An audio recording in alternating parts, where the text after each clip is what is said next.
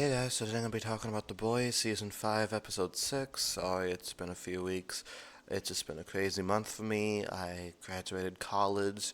I went on vacation to the Western Caribbean, went on a cruise. And then when I got back, I was like, you know what, I'd rather watch the Darth Maul show than The Boys. So I watched that, and now I'm back to the boys. The boys are back in town, if you would say. So this episode is pretty good, honestly. Especially in the second half, I feel like it had like a darker storyline for the boys. I mean, yes, there was like a bunch of dumb, gross out humor and like sex jokes every 5 seconds, but I feel like this one at least progressed the plot, which is good because I feel like a lot of the season has been lacking in moving along the plot. Like the season could have just been an email, you know?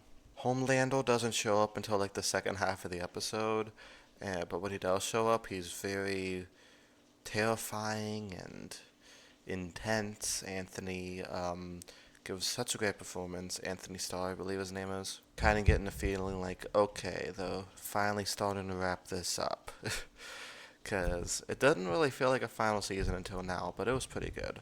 I liked the fight in the retirement home, even though it was typical gross out humor for the boys. We have another person fighting with his genitals, which of course there is. I like when they get a little bit more philosophical, like that old lady at the nursing home who had the chance to stay young forever and live forever, but she chose not to because she realized like what's the point of life if it never ends.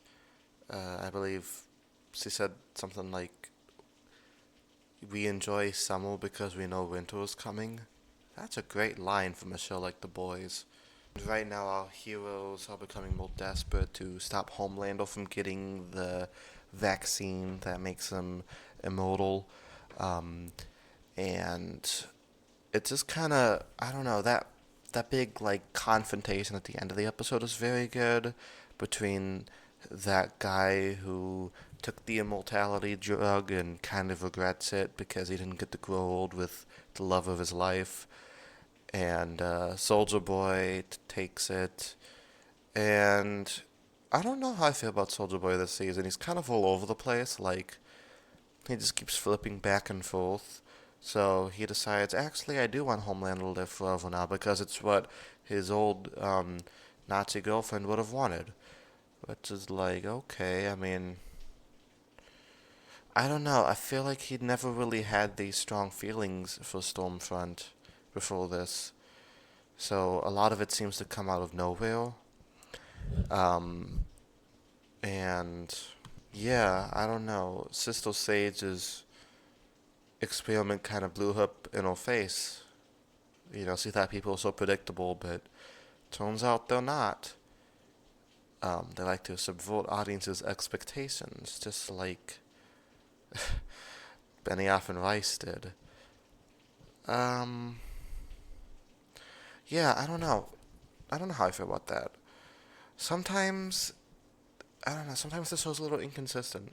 In the way characters react to things, they kind of have like George Lucas dialogue, especially Huey and Starlight this episode, where like they react to things in like a this weird kind of monotonous way where they're analyzing the situation from the outside even though they're in it. You know? Um, Kind of reminded me of like the Attack of the Clones dialogue a little bit. But this episode was very intense. It had a lot of momentum going into it. Definitely planting the seeds for the last two episodes, even if some aspects of the plot kind of make me a little confused. So, yeah, let me know what you guys thought of this down in the comments below. Please do not spoil the last two episodes for me. I've already been spoiled enough. Thank you guys so much for watching, and until next time, peace.